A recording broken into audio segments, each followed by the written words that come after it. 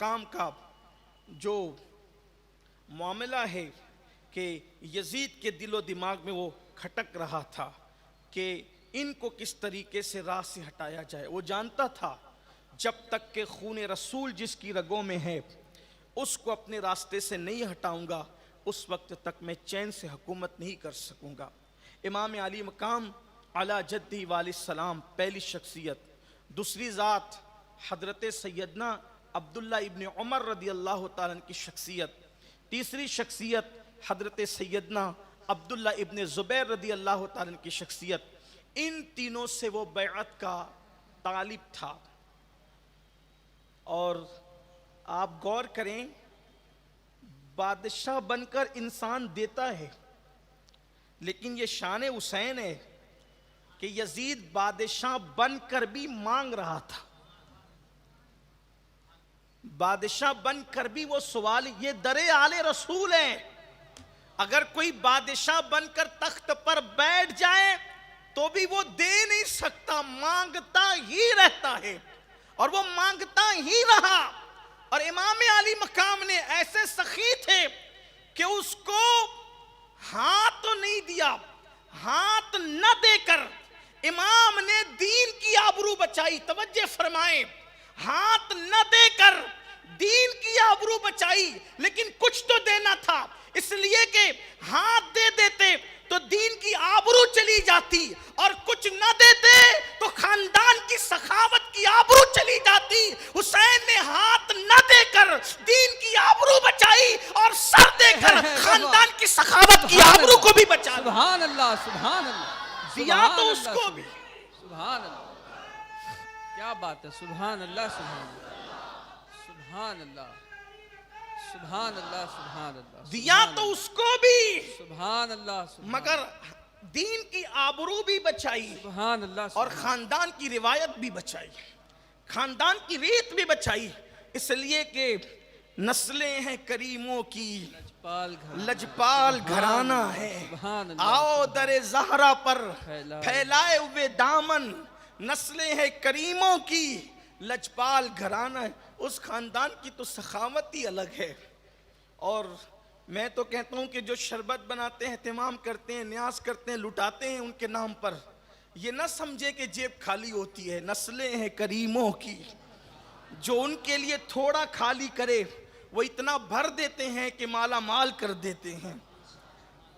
بات آگے بڑھانے سے پہلے اگر اجازت ہو تو عرض کروں, ایک مرتبہ تینوں بھائی ایک ساتھ حج کے لیے نکلے. وہ قافلہ کتنا خوبصورت ہوگا کہ جس میں تینوں بھائی سفر کر رہے, امام حسن, امام حسین, حضرت عبداللہ ابن جعفر طیار. کیونکہ جعفر طیار چچا تھے کن کے؟ حسنین کریمین کے. تو یہ چچا زاد بھائی تھے. کون؟ عبداللہ ابن جعفر طیار. میں نام لیتا ہوں تو آپ بھی نام لے لیا کریں, یا نہیں نام لے سکے تو کم سے کم ان بزرگوں کے ساتھ رضی اللہ عنہ کہہ لیا کریں. یہ وہ نام ہے جن کے یہ نام زبان پر آتے ہیں تو نام لینے والوں کی مغفرت ہو جاتی ہے. ہاں, نام لینے والوں کی بخشش ہو جاتی ہے. یہ وہ نام ہے جن ناموں سے مشکل کشائی ہوتی ہے. یہ وہ نام ہے جن ناموں سے بگڑیاں بنتی ہے. تو حضرت امام حسن, امام حسین اور حضرت سیدنا عبداللہ ابن جعفر طیار, یہی سیدہ زینب کے شوہر بھی ہیں, حضرت عبداللہ ابن جعفر طیار. نئی نسل کو اللہ کرے یہ نام سب پتہ چلیں, یاد ہو جائیں. اور آپ سے یہی کہتا ہوں کہ یہی نام اپنے گھروں میں رکھو, اپنے بچوں کے نام رکھو, تاکہ تمہاری اولاد کو پتہ چلے ہمارا باپ نہ ناسبی تھا نہ خارجی تھا. ہمارے گھر کے اندر صحابہ اور اہل بیت کی محبت کا ماحول تھا. اور جس کے نام رکھے جاتے ہیں نام کا اثر بھی آتا ہے. اس لیے نچنیے, گویے, کرکٹروں کے نام پر نام مت رکھو, اپنی اولاد کا نام ان آقاؤں کے نام پہ رکھو. تو حضرت جعفر طیار کے شہزادے عبداللہ ابن جعفر طیار, امام حسن اور امام حسین, یہ تینوں جا رہے تھے حج کے لیے. اور یہ لوگ حج کو جاتے تھے تو سواری ساتھ ہونے کے بعد بھی پیدل جاتے تھے. امام حسن اور امام حسین دونوں بھائیوں نے پیدل 25 حج کیے. کتنے حج کیے؟ 25 حج کیے پیدل. ان کا حج بھی بڑا خوبصورت ہے. اللہ کرے کبھی موقع ملے تو امام حسین کے حج پر، امام حسن کے حج پر گفتگو ہو، لیکن وہ عنوان نہیں. ہمیں کربلا کی طرف سفر کرنا اس وقت تصورات کی دنیا میں. تو امام حسنین کریمین، امامین کریمین اور حضرت عبداللہ ابن جعفر طیار تینوں سفر حج میں تھے. بھوک لگی اور اتفاق سے اس وقت کھانے کا کوئی انتظام نہ ہو سکا تو قریب میں ایک کٹیا نظر آئی جو ٹوٹی پھوٹی تھی. تینوں اس کٹیا کی طرف گئے تو دیکھا کہ وہاں ایک بڑھیا ہے اس کٹیا کے اندر، اور تینوں حضرات کے نورانی خوبصورت چہرے دیکھ کر، تینوں کے خوبصورت چہرے دیکھ کر بڑھیا نے کہا کون ہے؟ تو کہا مسافر ہیں، حج کو جاتے ہیں. امام حسین کا چہرہ اتنا خوبصورت تھا، مورخ نے لکھا ہے، ابن عساکر لکھتے ہیں کہ جب آپ اندھیرے میں بیٹھتے تھے تو آپ کے چہرے سے نور کی شعائیں نکلتی تھی اور آس پاس کی جگہ منور ہو جاتی تھی. یہ خوبصورت لوگ ہیں، حسین لوگ ہیں، حسن والے لوگ ہیں. اور امام حسن کا کیا کہنا؟ امام حسن پاک کا حال تو یہ تھا کہ وہ ہم شبیہ پیغمبر تھے. اب وہاں حسن کیا بیان کیا جائے؟ اگر یہ کہا جائے کہ وہ حسن ہے اے سید ابرار تمہارا، اللہ بھی ہے طالب دیدار تمہارا، کیوں دید کے مشتاق نہ ہو حضرت یوسف، اللہ کا دیدار ہے دیدار تمہارا. تو وہ حسن مصطفیٰ کے عکس کو امام حسن کہتے ہیں. کون سا حسن؟ وہ حسن اے سید ابرار تمہارا. وہ سید ابرار کے حسن کی تصویر کا نام ہے حسن حسن. حسن حسن مصطفیٰ جان رحمت کی تصویر. اور حضور اکرم صلی اللہ علیہ وآلہ وسلم نے یہ نام جو ہے اللہ اکبر رکھے اس لیے تھے تاکہ ان کے ظاہری اور باطنی حسن کا پتہ لوگوں کو چل جائے. لوگ اگر حسن کو غلط پڑھیں تو کیا پڑھیں گے؟ حسن کو کوئی غلط پڑھے تو کیا پڑھیں گے؟ حسن پڑھیں گے. یعنی جن کے نام غلط پڑھے جائیں تو بھی حسن ہی پڑھا جاتا ہے. اور اگر حسین کو غلط پڑھیں گے تو کیا پڑھیں گے؟ حسین پڑھیں گے. آپ دیکھیں تو صحیح، یعنی کہ ان کے نام بھی کوئی بگاڑ کر غلط کرنا چاہیں تو اس کی غلطی میں بھی کیسا حسن نکھر کر کے آتا ہے. یہ نام وہ نام ہے. اور ان کے ناموں سے پہلے کائنات میں یہ نام کسی کے رکھے نہیں گئے. قدرت نے ان ناموں کو پردہ غیرت میں چھپا رکھا تھا کہ حسن سے پہلے کوئی حسن نہیں ہوگا اور حسین سے پہلے بھی کوئی حسین نہیں ہوگا. اور یہ بات بھی کہہ دوں کہ حسن سے پہلے تو کوئی حسن نہیں، حسین سے پہلے بھی کوئی حسین نہیں، اور حسن اور حسین کے بعد بھی اب نہ کوئی حسن ہو سکتا ہے نہ کوئی حسین ہو سکتا ہے. جتنے بھی نام اب حسن اور حسین رکھے جاتے ہیں وہ غلام حسن تو ہو سکتا ہے، اب مطلق حسن کوئی نہیں ہو سکتا. اس لیے کہ حسن ہونے کے لیے حسین جیسا چھوٹا بھائی چاہیے، فاطمہ جیسی امی چاہیے، علی جیسا بابا چاہیے، خدیجہ جیسی نانی چاہیے، اور مصطفیٰ جان رحمت جیسا نانا چاہیے. لا سکتا ہے کوئی؟ لوگ کہتے ہیں جوئے شیر لانے کے برابر ہے. چلے کوئی جوئے شیر بھی تو کہیں سے ایڈجسٹ کر لے گا، لیکن یہ خاندان کہاں سے لائے گا؟ یہ خاندان کہاں سے لائے گا؟ بے دم یہی تو 5 ہے، بے دم یہی تو 5 ہے، بے دم یہی تو 5 ہے. مقصود کائنات خیر النساء حسین و حسن مصطفیٰ علی. یہ وہ خاندان ذی شان ہے جن کے گھر میں بے اجازت جبرائیل آتے نہیں. قدر والے جانتے ہیں قدر شان اہل بیت. بڑھیا کی کٹیا میں گئے، مسافر حج کو جاتے ہیں، بھوک لگی ہے کھانے کے لیے، سوچا کہ کہیں رکیں. تو آپ کی کٹیا میں بڑھیا کے یہاں ایک بکری کا بچہ تھا، غریب تھی، اس نے ذبح کیا اور کھلا دیا. اس کے بعد یہ حضرات کچھ اس کو تحفے تحائف دے کر چلے گئے۔ اس کا بوڑھا شوہر آیا، آنے کے بعد پوچھا بچہ کدھر ہے؟ کہا کہ کچھ مہمان تھے، حج کو جاتے تھے، بھوکے تھے، میں نے کھلا دیا۔ کہا پھر ہم لوگ کے پاس تو وہی ایک تھا۔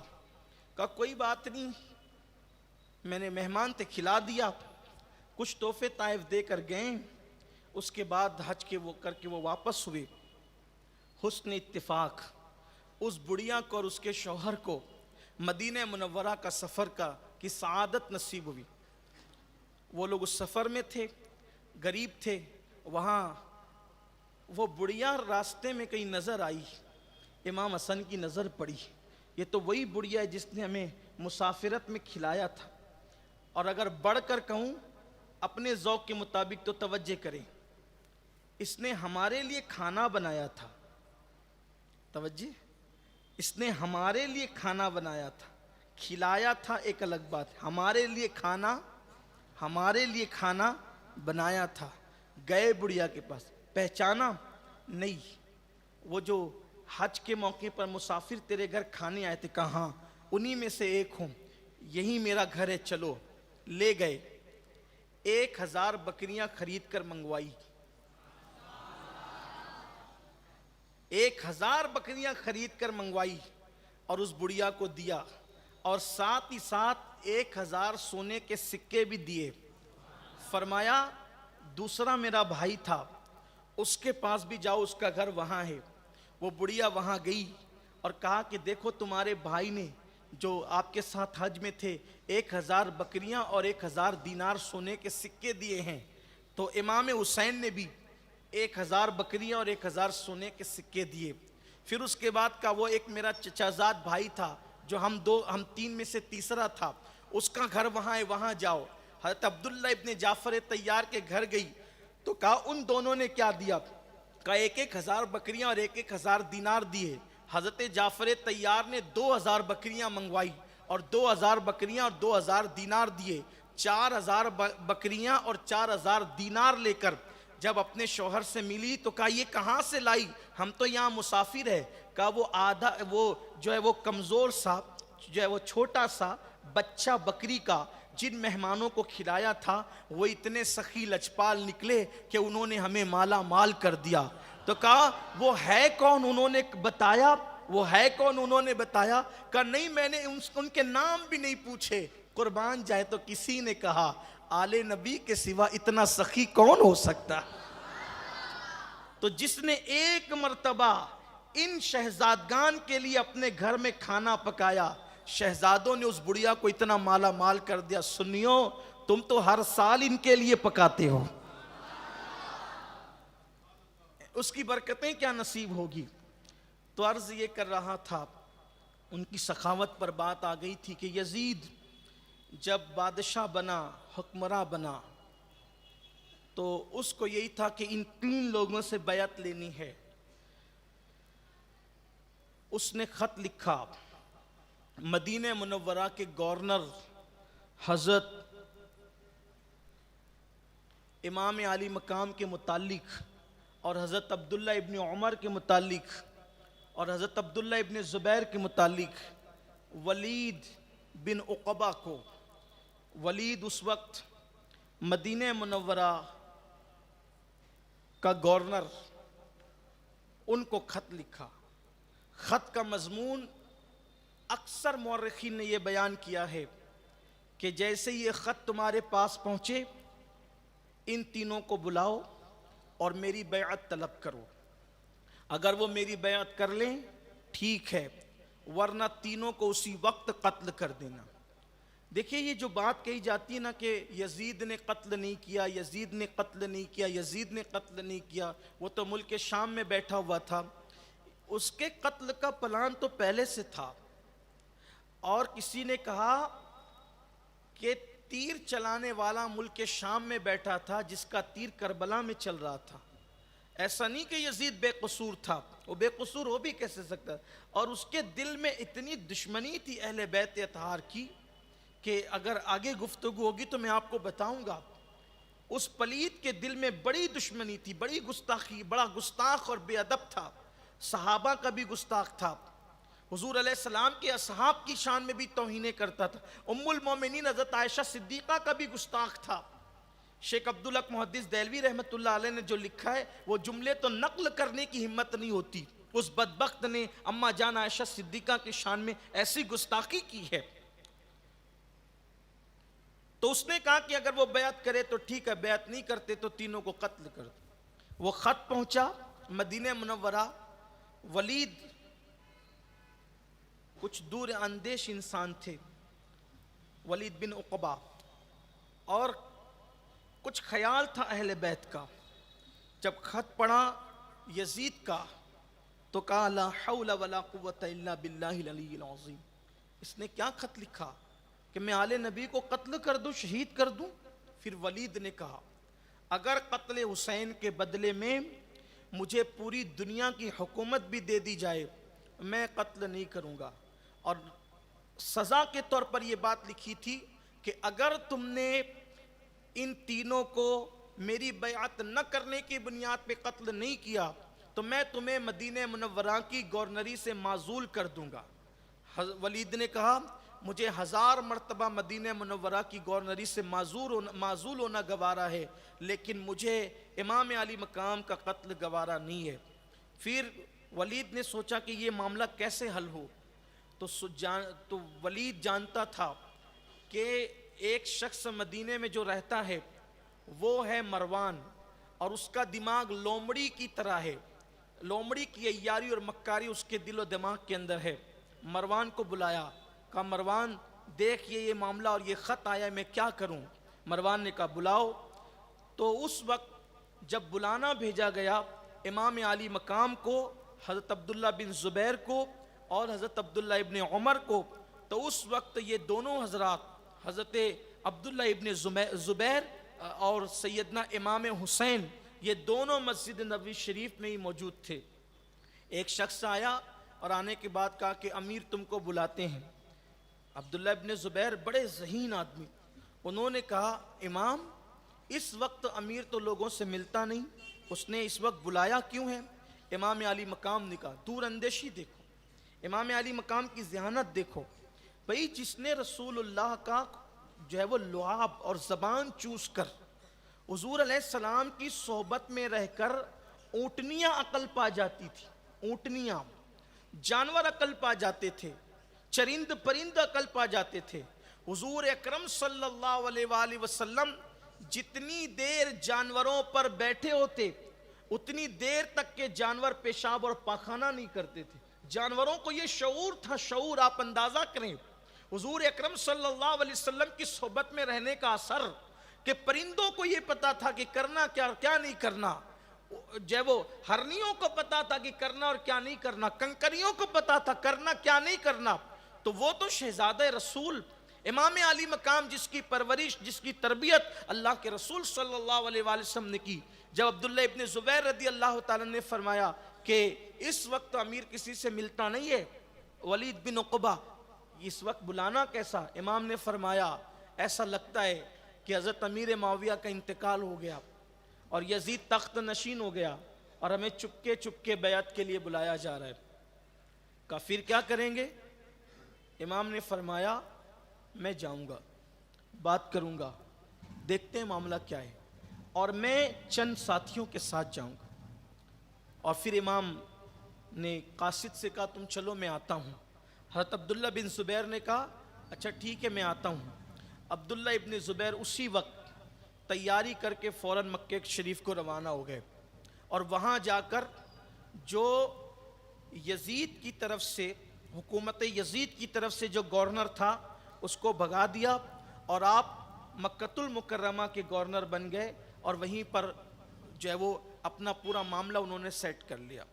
امام علی مقام چند جوانوں کے ساتھ گئے, فرمایا تم باہر رکو, آواز تیز ہو تو تم اندر چلے آنا. آپ اندر گئے اور سلام کے کلمات کہہ کر ولید کے پاس بیٹھ گئے. ولید نے کہا کہ شام سے خط آیا ہے.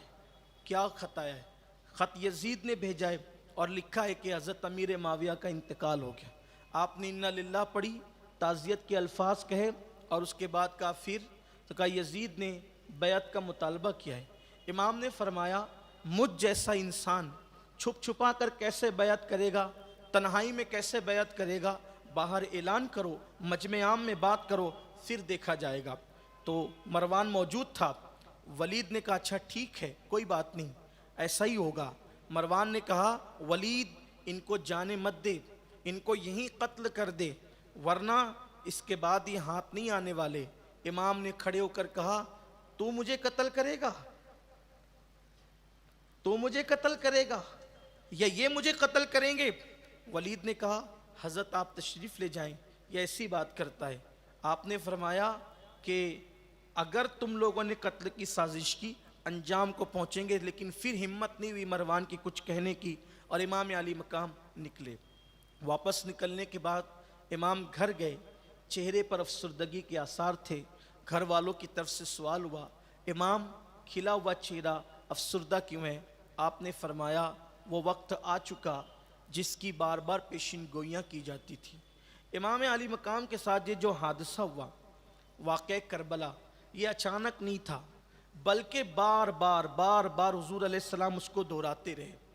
और ख़ानदान नबुव्वत में हज़रत अब्दुल्ला इब्न अब्बास कहते हैं अहले बैत के बच्चे बच्चे को मालूम था कि इमाम हुसैन करबला में शहीद होंगे।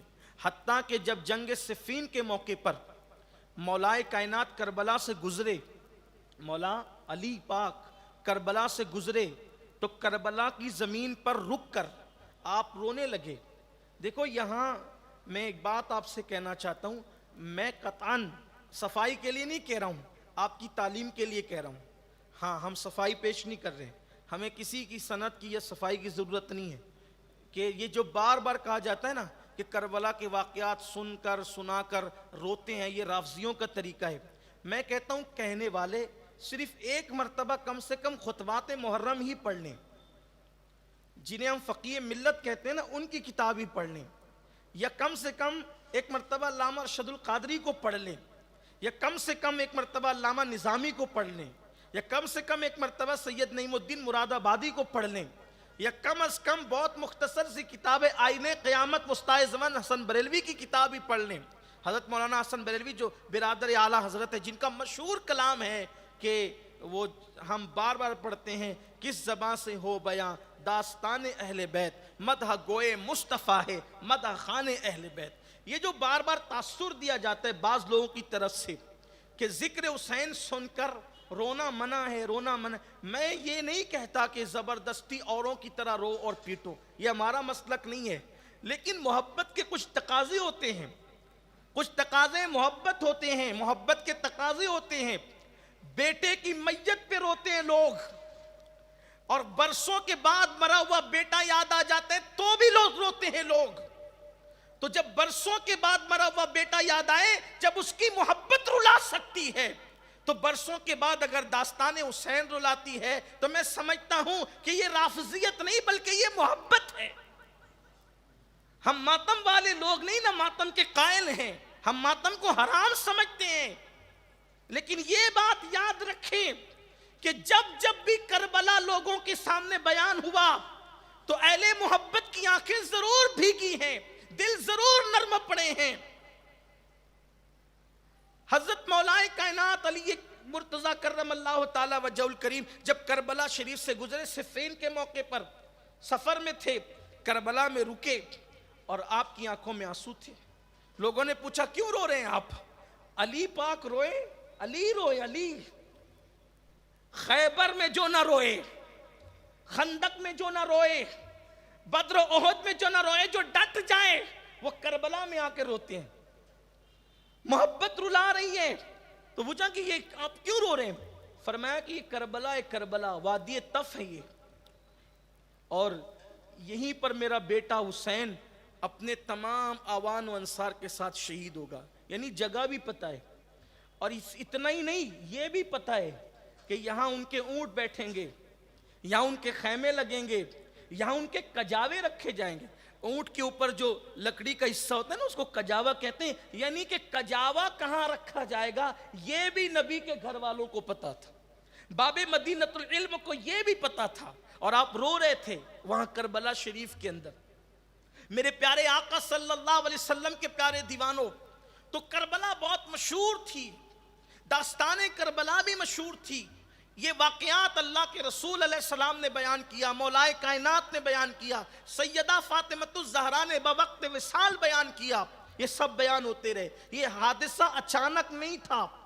اور پھر اس کے بعد آپ دیکھیں، ابھی اگر وقت رہا تو ہم اس پر آئیں گے کہ جس دن حضور اکرم صلی اللہ علیہ وسلم کی گود میں امام حسین کو لایا گیا، تو اس وقت پہلی مرتبہ جب حسین پاک اپنے نانا کی گود میں آئے تھے، اس وقت حضور کی آنکھوں میں آنسو تھے اور حضور دعا کر رہے تھے، اللہم آت الحسین صبرا و اجرا، کہ اللہ میرے حسین کو صبر اور اجر عطا فرما. آخرکار پیدا ہونے والے نوزائیدہ بچے کے لیے، شہزادے کے لیے صبر اور اجر کی دعا کیوں کی جا رہی ہے؟ اس لیے کہ رسول اللہ جانتے ہیں کہ جو آج پیدا ہوا ہے اس کو قدم قدم پر صبر سے گزرنا ہے، صبر کی منزل سے گزرنا ہے. اور مولا حسین اپنی پوری زندگی میں ہر قدم پر صبر کی منزل سے گزرتے رہے. سیدنا امام زین العابدین سے کسی نے پوچھا یہ صبر کیا ہے اور صبر کی حیثیت کیا ہے؟ تو حضرت امام زین العابدین نے فرمایا، جس طریقے سے زندہ انسان کے لیے سر کا ہونا ضروری ہے، ویسے ہی ایمان کے لیے صبر کا ہونا ضروری ہے. اللہ اکبر. یہ نہیں کہا گیا کربلا ٹل جائے، امام حسین کے سر سے مصیبت ٹل جائے، امام حسین کے سر سے بلائیں ٹل جائیں، نہیں، بلکہ کیا دعا کی جا رہی ہے؟ اے اللہ میرے حسین کو صبر عطا فرما اور اجر عطا فرما. جانتے ہیں قدم قدم پر صبر ہے. اب آپ دیکھیں، اگر ہم دیکھیں تو امام علی مقام کی زندگی کا یہ گوشہ بھی بیان کیا جا سکتا ہے، لیکن وقت کی ہم ابھی اس کو تیزی سے گزریں گے. حسین صبر کے راستے میں جو ہے وہ منزل بمنزل کیسے آگے بڑھتے ہیں. دیکھو صبر کی کیفیت کیا ہے اور کیسے گزرے ہیں امتحان سے. ابھی 7 سال کی عمر ہے کہ نانا جان کا وصال ہو گیا. کتنا غم ہوگا، کتنی تکلیف ہوگی، کس طریقے سے اداسی ہوگی. اللہ اکبر. 7 سال کی عمر ہے اور نانا جان کا وصال ہو گیا.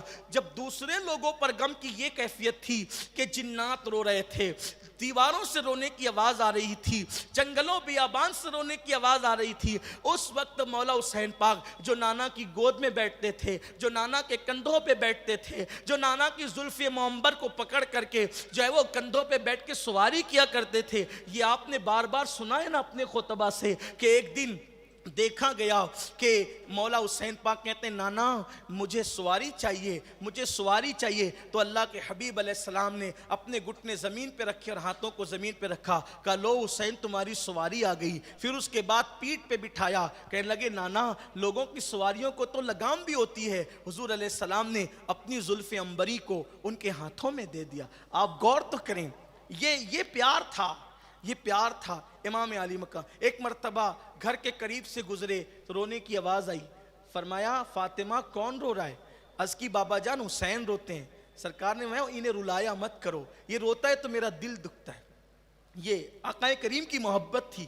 اب بتائیں جب امام علی مقام 7 سال کی عمر میں جب نانا کے وصال کا صدمہ کتنا رہا ہو. ابھی نانا کے وصال کے صدمے کے زخم دل سے گئے بھی نہیں تھے کہ ٹھیک 6 مہینے کے بعد امی کا وصال ہو گیا.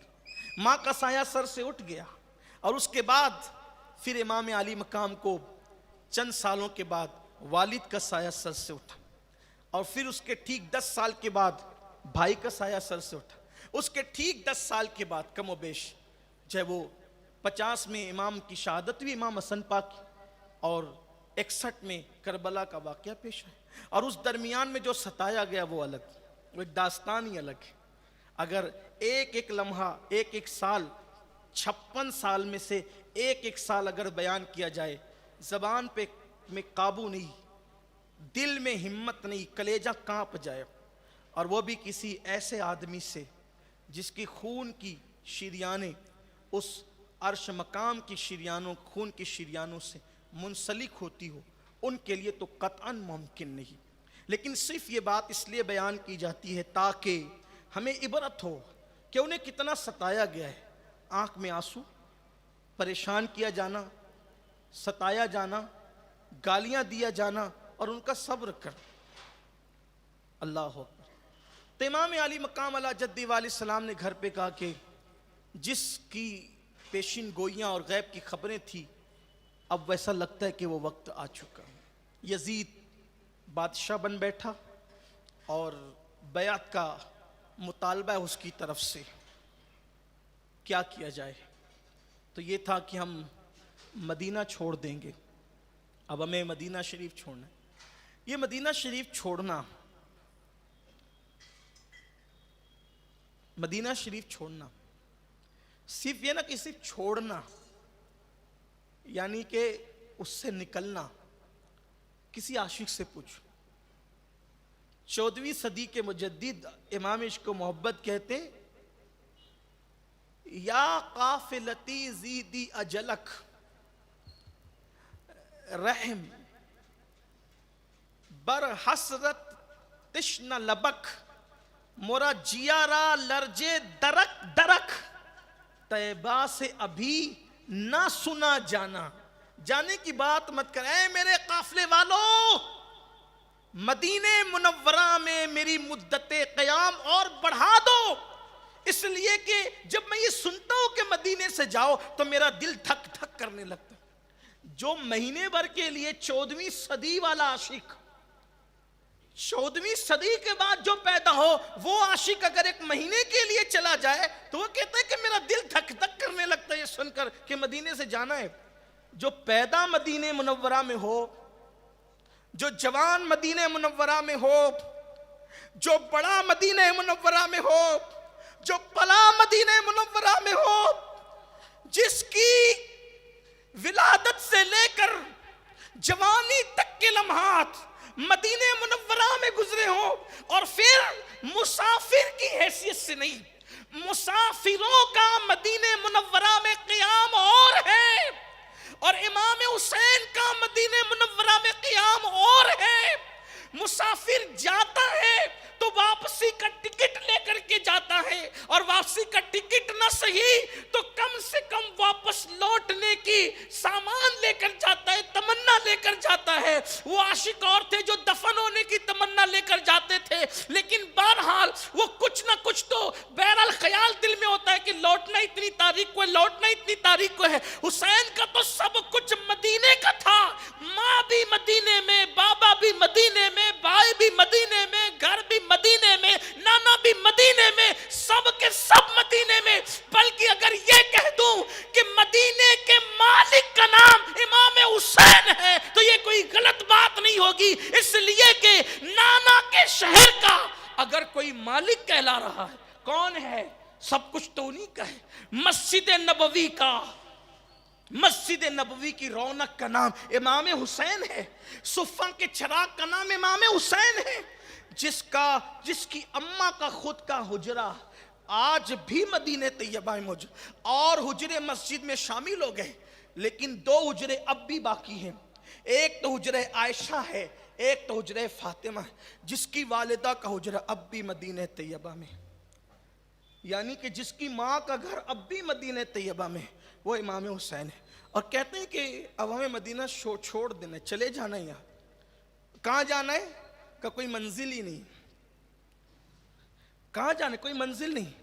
2 चीजें, एक अपना वतन, एक अपनी पसंद, दूसरे नबी की पसंद। अपनी पसंद वतन में रहो, नबी पाक की पसंद दीन बचाओ।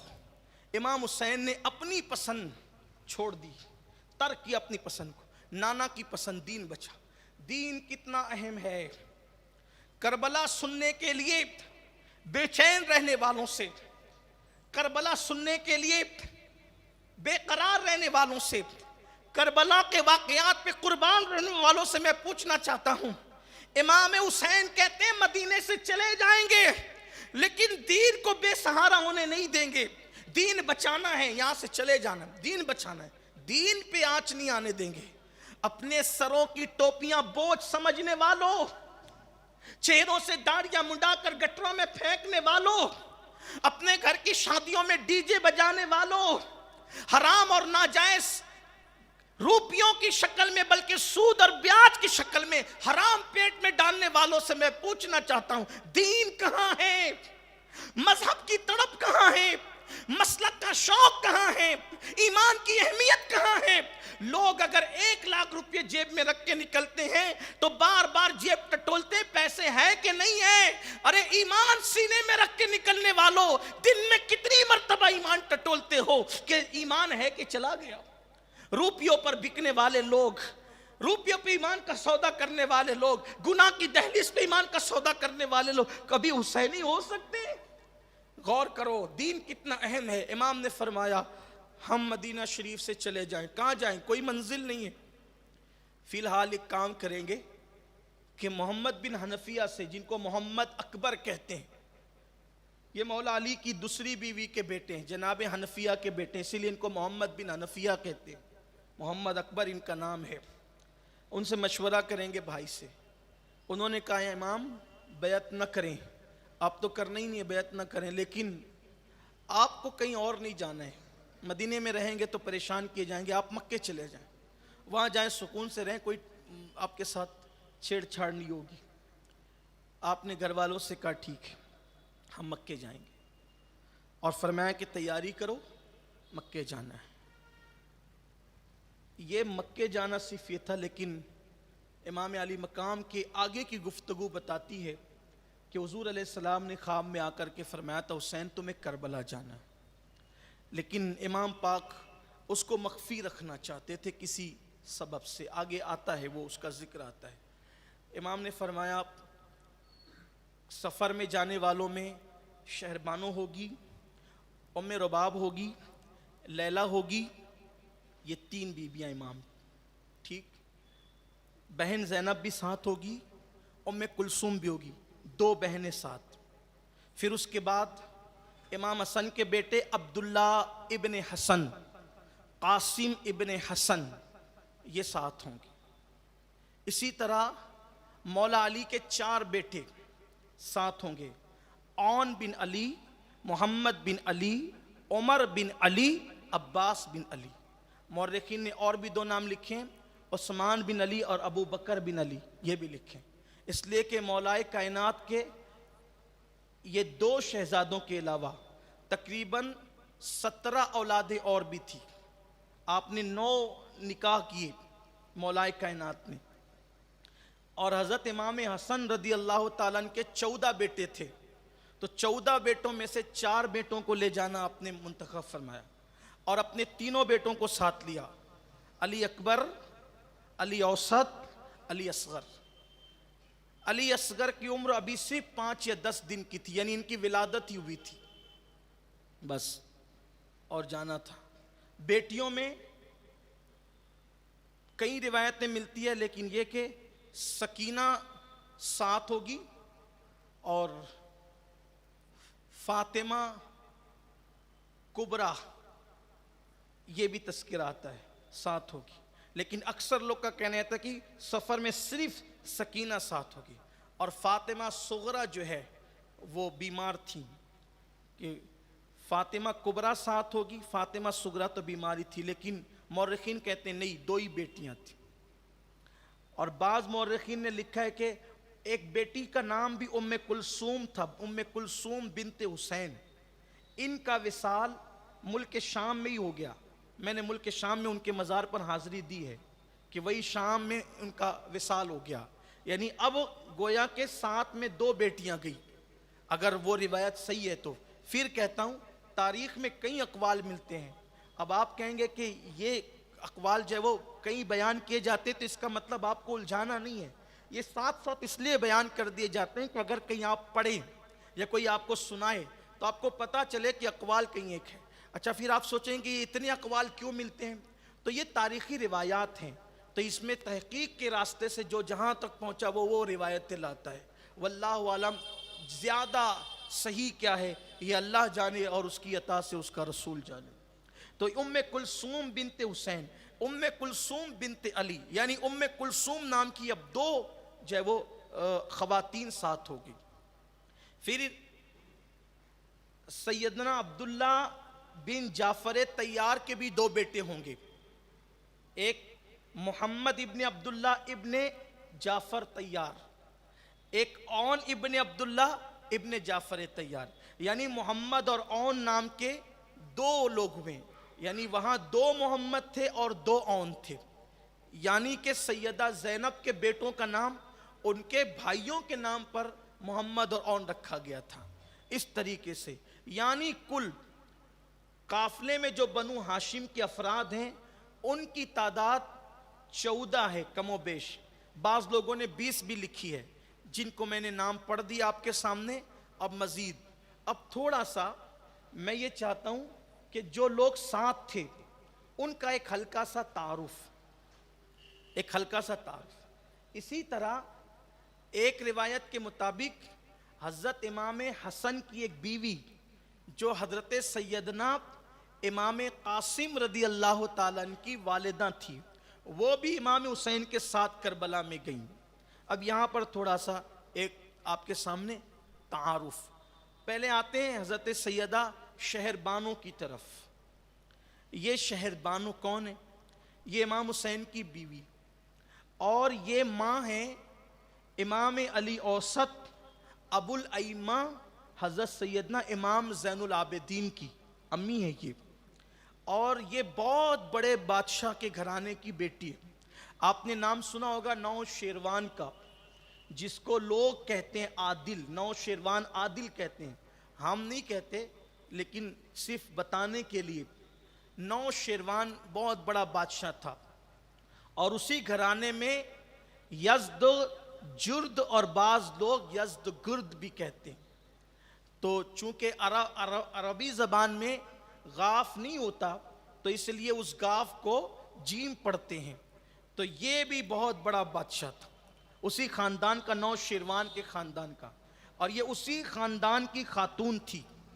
اس خاندان کی 3 بیٹیاں جس وقت فاروق اعظم کے دور میں ایران فتح ہوا, ایران کی فتح ہوئی تو اس وقت جو بہت ساری عورتیں کنیز اور باندیاں بنا کر لائی گئیں تو ان میں سے بادشاہ کے گھرانے کی 3 بیٹیاں بھی تھیں. اس میں سے ایک حضرت شہر بانو تھی اور بھی 2 خواتین تھیں یعنی انہی کی بہن. تو جس وقت یہ آئیں تو پوری سونے میں لدی ہوئی تھی یہ, کیونکہ یہ شہزادیاں تھیں, بادشاہ وہ بھی شاہ ایران کے گھر کی بیٹیاں تھیں. تو ان کو تو یہ اندازہ بھی نہیں تھا کہ یہ قیدی بنا لی جائے گی اور یہ قید ہو جائے گی. تو جس وقت ان کے سپاہی اور ان کے گھر کے مرد ان کو چھوڑ کر کے بھاگے تو مسلم فوج نے جب اسلام کا پرچم لہرایا تو اس وقت یہ ساری عورتیں ان کے ہاتھ آ گئی. تو یہ سب قیدی بنا کر لائی گئی تھی مدینہ منورہ. جب مسجد نبوی شریف کے صحن میں ان کو بٹھایا گیا تو ساری لڑکیاں ڈری سہمی تھی, سب ڈری سہمی تھی. لیکن ایک خاتون, ایک شہزادی ان میں سے, وہ بہت غصے میں تھی. وہ تھی تو سونے میں لدی ہوئی لیکن تھی غصے میں, اور وہ اپنی زبان میں کچھ کہہ رہی تھی. حالانکہ دیار غیر میں جبکہ کنیز اور باندی کی حیثیت سے کہیں لا کر بٹھایا گیا ہو, اس وقت اظہار غصہ کرنا یہ کسی کی جرات اور بہادری کی دلیل ہی ہو سکتی تھی. سیدنا فاروق اعظم کو بتایا گیا یہ سب کنیزیں ہیں اور ان میں سے یہ 3 لڑکیاں جو ہے وہ شہزادیاں ہیں, بادشاہ کے گھر کی بیٹیاں ہیں, وہ بھی ہاتھ آئی ہے. تو یہ فیصلہ ہوا ایک کام کرتے ہیں ان تینوں کو بھی بیچ دیں گے. جو ہے وہ اس دور کا طریقہ جو تھا کہ کنیزیں خریدی اور بیچی جاتی تھی, غلام خریدے اور بیچے جاتے تھے. تو شہزادی شہر بانو اور ان لوگوں کو کی طرف دیکھے بغیر فاروق اعظم نے کہا کہ یہ کنیزیں بانٹ دی جائیں, بیچ دی جائیں. تو اس وقت مولا کائنات نے کہا کہ یہ جب وہ شہزادیاں بادشاہ کے گھر کی بیٹیاں ہیں تو توجہ بھی تو دیکھا کہ وہ غصے میں کچھ کہتی ہیں. فاروق اعظم نے فرمایا کہ یہ لڑکی کیا کہہ رہی ہے. تو جو لوگ ایرانی زبان سمجھتے تھے انہوں نے کہا یہ اپنے مردوں کو اور باپ داداؤں کو کوس رہی تھی کہ یہ نامردوں میں طاقت نہیں تھی تو مسلمانوں سے جنگ کیوں کی, ہم نے گھر چھوڑ کر کبھی آنگن نہیں دیکھا اور اب مسلمانوں کے ہاتھوں ہمیں انہوں نے باندیاں بنا دیا. تو کہا یہ جرات والی لڑکی ہے. تو فرمایا کہ ایک کام کیا جائے, اس سے پوچھو کہ یہ کون ہے. تو کہا کہ میں بادشاہ کی بیٹی ہوں اور یہ میری 2 بہنیں ہیں, یہ بتایا. تو فاروق اعظم نے جب یہ پوچھا تو کسی نے بیچ میں مداخلت کر کے کہا امیر المومنین بڑی بہادر ہے کہ یہ یہاں آ کر اس طرح کی بات کرتی ہے, آپ اس کے ساتھ نکاح کر لیں, آپ نکاح کر لیں. فاروق اعظم نے فرمایا کہ جب بادشاہ کے گھرانے کی بیٹی ہے تو پھر بادشاہ کے گھرانے کی بہو بھی بننی چاہیے. بہو بھی بنے تو پھر اعلیٰ گھرانے کی بنے, بادشاہ کے گھرانے کی بنے. کا مطلب کہا کہ میرے نبی سے بڑا بادشاہ کونین، شہنشاہ کونین، مصطفیٰ جان رحمت سے بڑی ذات کس کی ہو؟ اسی گھر کی یہ بہو بنے گی۔ اور پھر فرمایا اینا حسین، حسین کہاں ہے؟ اور پھر مولا حسین تشریف لائے تو فرمایا یہ آپ کو سونپی جاتی ہے اور آپ اس کو آزاد کر کے آپ اس سے نکاح فرما لیں۔ تو ایک جو شہربانو تھی وہ امام حسین کے نکاح میں آئی، اور پھر جو دوسری ان کی بہن تھی وہ حضرت عبداللہ ابن عمر کے نکاح میں دی گئی، اور تیسری بہن جو تھی وہ محمد ابن ابو بکر کے نکاح میں دی گئی۔ اس کا مطلب حضرت عبداللہ ابن عمر، محمد بن ابو بکر اور حضرت امام حسین یہ تینوں ہم زلف ہو جاتے ہیں، یعنی شاہ ایران کی تینوں بیٹیاں ان حضرات کے نکاح میں آئی۔ اس طریقے سے پھر حضرت عمر ابن خطاب نے فرمایا، جب حضرت شہربانو کی پیشانی پر نظر پڑی تو حضرت عمر ابن خطاب نے فرمایا اس شہزادی کی پیشانی میں عابدوں کی زینت کا نور دیکھ رہا ہوں۔ یعنی امام زین العابدین کی ولادت کی بشارت بھی عطا فرمائی۔ اور پھر حضرت امام زین العابدین ان کا نام نہیں ہے، ان کا نام کیا ہے؟ علی نام ہے۔ کیا نام ہے؟ علی۔ دیکھو نام علی سے مولا حسین کو پیار کتنا تھا۔ 3 بیٹے پیدا ہوئے، تینوں کا نام علی رکھا۔ یہ اکبر، اوسط، اصغر نام نہیں ہے، گویا یہ گنتی ہے۔ اکبر مطلب بڑا، اوسط مطلب منجلا، اور اصغر مطلب چھوٹا۔ 3 بیٹے اللہ نے دے، تینوں کا نام علی رکھا۔ اسی لیے تو ایک صاحب بیان کرتے ہیں کہ جس وقت دربار شام میں، دمشق کے دربار میں امام زین العابدین کھڑے تھے تو پوچھا تیرا نام کیا ہے؟ تو کہا میرا نام علی ہے۔ تو کہا میں نے تو سنا تھا کہ وہ علی تو کربلا میں کٹ گیا۔ تو کہا وہ بھی علی تھا، وہ بھی علی تھا، اس کا نام بھی علی تھا۔ تو کہا وہ بچہ جو کٹا وہ کہا اس کا نام بھی علی تھا۔ تو جھنجھلا کر یزید نے کہا تیرے باپ کو اور کوئی نام نہیں ملا تھا؟ کہا خیر تھی کہ 3 ہی تھے، اگر 3000 بھی ہوتے تو سب کا نام میرا بابا علی ہی رکھتا۔ نام علی سے پیار اتنا تھا، نام علی سے پیار اتنا تھا کہ تینوں کا نام علی رکھا۔ یہ پیار کی بات ہے۔ لوگوں کو ایک نام علی ہضم نہیں ہوتا۔ امام حسین نے تو تینوں کے نام علی رکھے تھے، یعنی پیار کتنا تھا۔ اس سے پتا چلتا ہے امام حسین کے دل میں کیوں نہ ہو جس کا پیار ایمان کی ضمانت۔ بہرحال یہ سیدہ شہربانو اللہ نے بہت حسن سے نوازا تھا۔ کہتے ہیں کہ ان کا مزار اس وقت ایران کی سرزمین پر۔ پھر اس کے بعد امام علی مقام کی بڑی بہن جن کو ہم اور آپ امام حسین کے بعد کربلا کا بڑا کردار مانتے ہیں اور مورخین نے مانا ہے، سیدہ زینب کبریٰ رضی اللہ تعالیٰ عنہ و سلام اللہ علیہ۔ یہ 5 جمادی الاول 5 ہجری میں مدینہ منورہ میں پیدا ہوئی، یعنی کہ ابھی حضور علیہ السلام ظاہری طور پر حیات تھے۔ حضور تشریف لائے، سیدہ فاطمہ کے گھر میں یہ پہلی بیٹی تھی، اس لیے کہ پہلے امام حسن پیدا ہوئے، پھر امام حسین، اور اب پہلی شہزادی تھی۔ یہ معاف کیجئے گا، یہ جو کبھی کبھی میری زبان سے بیٹا بیٹی یا بچہ بچی نکل جاتا ہے، یہ صرف سمجھانے کے لیے، ورنہ ہم ان کو بچہ بچی بیٹا بیٹی نہیں کہتے۔ یہ شہزادے لوگ، عقیدتوں کو گوارا نہیں ہوتا کہ، اور ہمارے بزرگوں کا طریقہ بھی یہی، ہم نے سنا ہے اپنے بزرگوں سے کہ ایک مرتبہ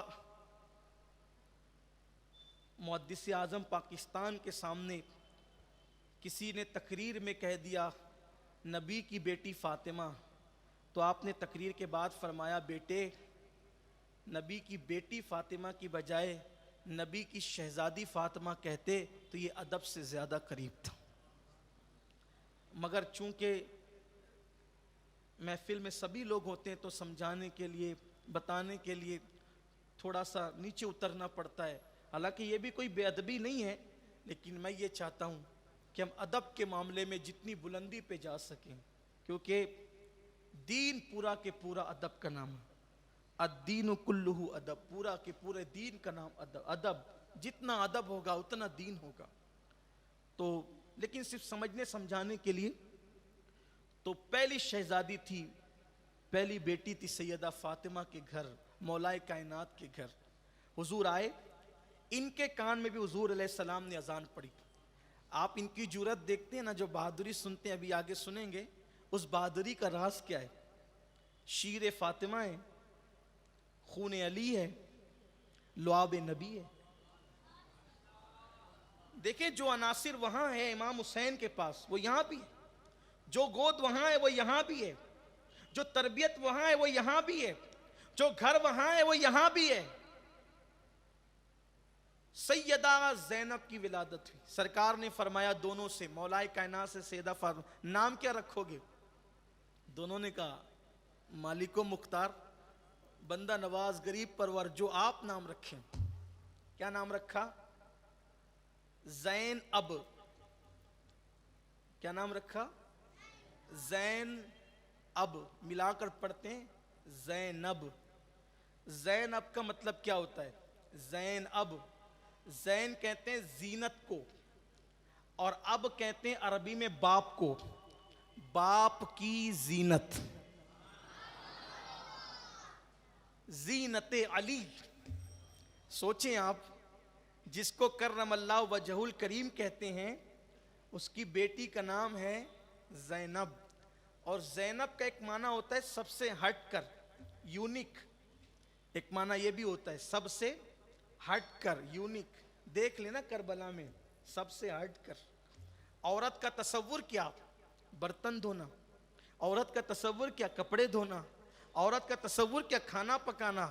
عورت کا تصور کیا؟ مرد سامنے آئے تو لرز جانا. عورت کا تصور کیا؟ مرا ہوا چوہا دیکھ لے تو کانپ جانا, حادثے کی تاب نہ لانا. لیکن سب سے ہٹ کر نبی نے جس کا نام رکھا, ذات بھی سب سے ہٹ کر تھی. پورا دربار بھرا ہے, اور مردوں کی طرح جو استقامت کے ساتھ کھڑی ہے اللہ کے دین کا علم لے کر, اسی کو زینب کہتے ہیں. بھائی چار مردوں کو دیکھ کر کے عورتوں کی زبان نہیں کھلتی, عورت کی کمزوری ہے. لیکن یہ لعاب مصطفیٰ کی ہیبت تھی, طاقت تھی, جرأت تھی کہ کوفہ کے دربار میں ابن زیاد جیسے کو جو ہے وہ لاجواب کر دیا, اور پھر دربار یزید میں تو چھکے چھڑا دیے. ابھی وہ ذکر بعد میں آتا ہے. تو یہ 5 ہجری میں 5 جمادی الاول کو ان کی ولادت. ان کے 61 القابات ہیں. کتنے القابات ہیں تاریخ میں؟ 61 القابات ہیں. شریکت الحسین, ثانی زہرا, حورا, تقیہ, نقیہ, حافظہ, عالمہ. حضرت امام زین العابدین کہتے ہیں ہمارے خاندان میں فاطمۃ الزہرا کے بعد ان سے بڑی عالمہ کوئی نہیں تھی. صرف 5 سال کی عمر میں انہوں نے قرآن حفظ کیا تھا. سیدہ زینب رضی اللہ تعالیٰ عنہ نے صرف 5 سال کی عمر میں قرآن شریف حفظ کیا تھا. یعنی قرآن مقدس کی تکمیل ہو رہی تھی اور ساتھ ساتھ سیدہ زینب کا حفظ قرآن بھی مکمل ہو رہا تھا. یہ سیدہ زینب رضی اللہ تعالیٰ عنہ کی شان ہے. پھر اس کے بعد گھریلو کام کاج وغیرہ سب چیزیں اللہ نے بہت نوازا تھا. تربیت کس کی تھی؟ گود, کبھی علی پاک کی گود میں, کبھی نبی پاک کی گود میں, کبھی سیدہ فاطمہ کی گود میں. ایک مرتبہ تلاوت کرتے کرتے اوڑھنی سر سے نیچے آ گئی. سیدہ نے کہا زینب اللہ کا ذکر کھلے سر نہیں کرتے.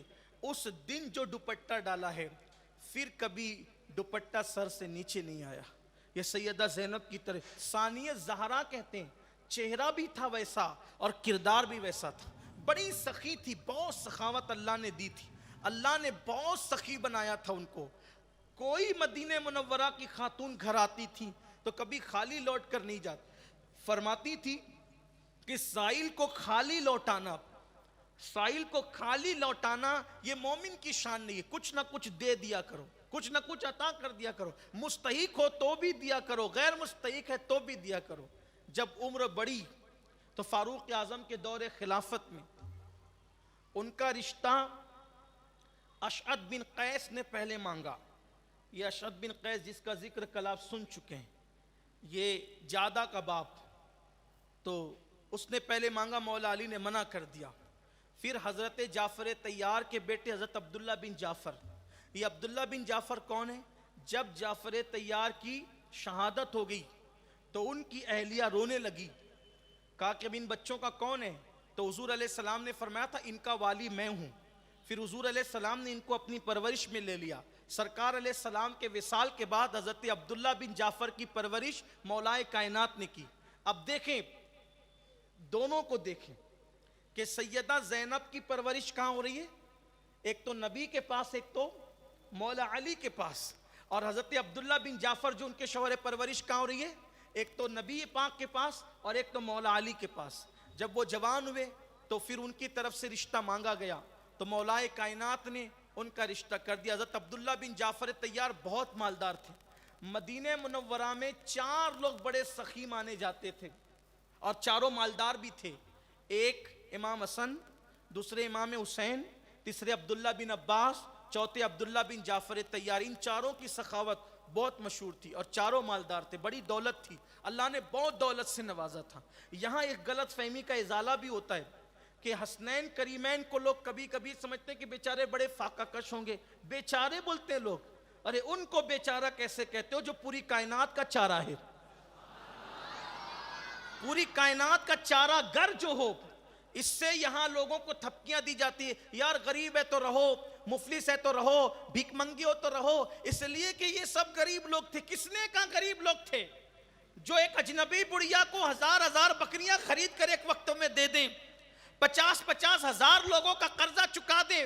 حضرت اسامہ بن زید حالت سکرات کے قریب تھے, امام حسین ملاقات کے لیے گئے. حضرت اسامہ بن زید سے کہا غمگینوں, موت کی وجہ سے کہا نہیں, موت سے زیادہ قرضے کا غم ہے. 60,000 درہم مجھ پہ قرض ہے, ڈر لگتا ہے مقروض دنیا سے جاؤں گا تو کیا ہوگا. امام حسین نے فرمایا فکر مت کرو, وہ 60,000 میں ادا کر دوں گا. کہا لیکن اگر مر جاؤں گا اسی حالت میں, وہ بوجھ لے کر جاؤں گا, آپ تو ادا کر دیں گے, میں چاہتا ہوں کہ انتقال سے پہلے ادا کر دوں. امام نے فرمایا فکر نہ کرو, تمہاری روح نکلنے سے پہلے وہ 60,000 کا میں ادا کر دوں گا. گھر گئے, 60,000 لیا اور لینے کے بعد وہ قرضہ ادا کر دیا. قرضہ لوگوں کا 60,000 ادا کرنے. ایک مرتبہ ایک شخص آیا, کہا میری بیٹی کی شادی ہے, میں غریب آدمی ہوں, میں چاہتا ہوں کہ میری بیٹی کا نکاح شان سے ہو. فرمایا ہو جائے گا. کس شان سے ہوا؟ اس کے جہیز میں 1000 کنیزیں دی اور ہر کنیز کے ہاتھ میں 1000 درہم دیے. یہ بھیک مانگنے والوں کے لیے, جو بھیک مانگنے آتے تھے ان کو. اس لیے سنیوں مالدار بنو, دیندار بنو, دیندار بھی بنو, مالدار بھی بنو. دین چھوڑ کے مالدار بنو گے تو فرعون اور قارونوں کے راستے پہ چلو گے, اور دین کے ساتھ مالدار بنو گے تو حسنین کریمین کے راستے پر, عثمان غنی کے راستے پر, عبد الرحمن ابن عوف کے راستے پہ. لیکن یہ مالدار بننے کا مطلب یہ نہیں کسی کی گردن دبا کے بن گیا, کسی کا کروڑوں ہضم کر کے بن گیا, کسی کا لوٹ مار کے بن گیا. معاذ اللہ ایسے نہیں, حلال کے ذریعے سے بنو, کوشش کرو. مال برا نہیں ہے, لوگوں نے تو پتہ نہیں مال کو کیا سمجھا ہے. مال حاصل کرو حلال سے, مال برا نہیں ہے. 25 حج ایسے ہی ہوتے ہیں, 25 حج بغیر مال کی ہوتے, 1000 روپے, لاکھوں روپے لوگوں کو یوں ہی لٹائے جاتے ہیں. نہیں, ایسے نہیں ہے, ایسے نہیں. بلکہ یہ سب مالدار تھے. امام موسیٰ کاظم بھی بہت مالدار. امام موسیٰ کاظم کون؟ امام جعفر صادق کے بیٹے. وہ کون؟ امام باقر کے بیٹے. وہ کون؟ امام زین العابدین کے بیٹے. وہ کون؟ امام حسین کے بیٹے.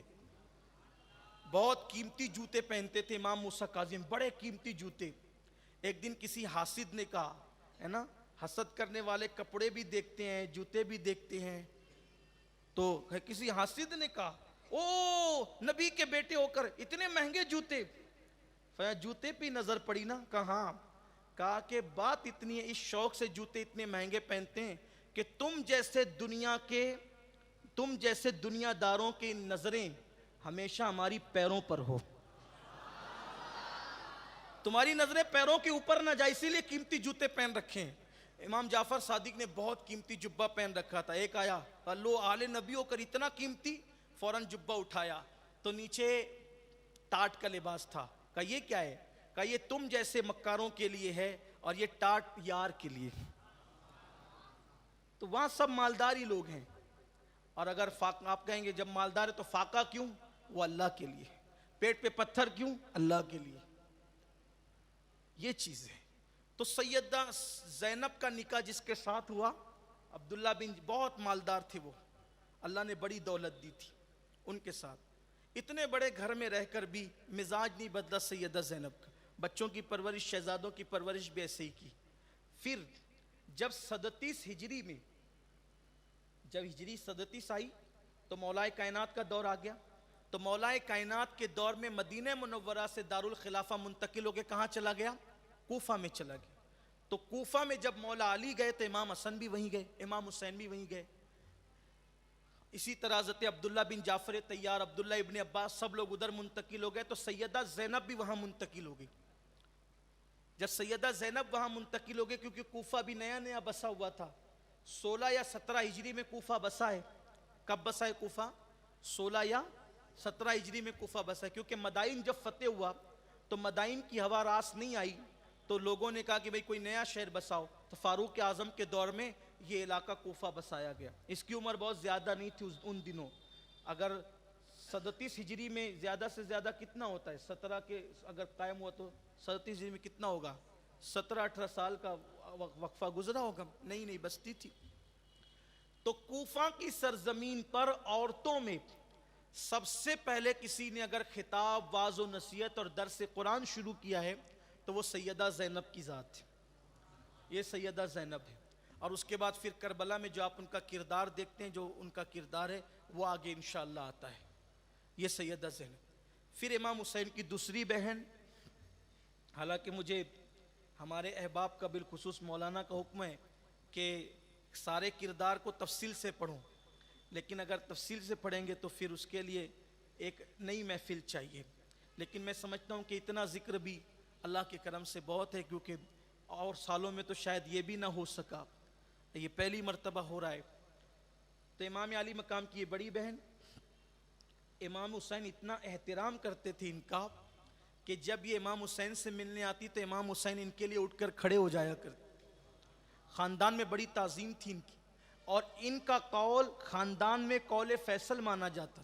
کسی بھی معاملے میں جب یہ کوئی مشورہ دیتی تو پورا خاندان اس پر جمع ہو جاتا تھا. پورے خاندان کے اندر بڑا احترام تھا, بڑی تعظیم تھی. سیدہ فاطمہ کی بڑی شہزادی. سیدہ فاطمہ کی دوسری شہزادی حضرت ام کلثوم بنت علی, یہ سگی بیٹی ہے سیدہ فاطمہ الزہرا کی. یہ سیدہ زینب کی چھوٹی بہن. جب واقعہ کربلا بیان ہوتا ہے تو کچھ لوگ جب ڈنڈی مارتے ہیں تو پورا فوکس سیدہ زینب کے کردار پہ کرتے ہیں اور حضرت ام کلثوم کو بالکل نظر انداز کرتے ہیں. حالانکہ ہم تو غلام اہل بیت کے, ہمارے لیے تو ساری ہستیاں قابل تعظیم, قابل احترام ہیں. یہ حضرت ام کلثوم جو تھی چھوٹی بہن تھی سیدہ زینب کی اور امام علی مقام کی. ان کا نکاح حضرت سیدنا عمر ابن خطاب کے ساتھ ہوا تھا, اور یہ حضرت عمر ابن خطاب کی بیوی تھی. تو میدان کربلا میں بھی یہ آئی تھی. اور اب یہاں ایک خاص بات, سیدنا فاروق اعظم کے ساتھ ان کا نکاح کیوں ہوا؟ اب آپ خود سوچیں کہ فاروق اعظم کی عمر اور حضرت ام کلثوم کی عمر بڑا فرق ہے, بہت بڑا فرق ہے. لیکن فاروق اعظم کے ساتھ نکاح کیوں ہوا؟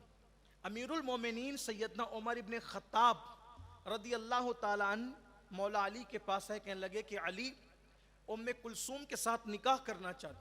مولا کائنات نے فرمایا کہ عمر آپ دیکھتے ہیں عمر اس کی چھوٹی ہے. تو کہنے لگے نہیں, اللہ کی قسم, اللہ جانتا ہے, ممبر پہ کہا اللہ جانتا ہے کہ میں کسی نفسانی خواہشات کے لیے ام کلثوم سے نکاح نہیں کر رہا ہوں, بلکہ میں یہ چاہتا ہوں کہ رسول اللہ نے فرمایا کہ قیامت کے دن سارے رشتے ناطے منقطع ہو جائیں گے, ٹوٹ جائیں گے, ختم ہو جائیں گے. کسی کو کسی کا نسب کام نہیں آئے گا, کسی کو کسی کا حسب کام نہیں آئے گا. سارے حسب نسب خونی رشتے بھی منقطع ہو جائیں گے.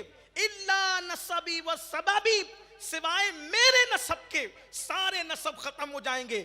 تو اے علی میں اپنی نفسانی خواہش کے لیے نکاح نہیں کر رہا ہوں، بلکہ ام کلثوم کے ساتھ نکاح کر کے فاطمہ کا داماد بننا چاہتا ہوں، اور سیدہ فاطمہ سے اپنا رشتہ جوڑ کر کے رسول اللہ سے رشتہ جوڑنا چاہتا ہوں، تاکہ قیامت کے دن یہ نسبت فاطمہ کام آ جائے۔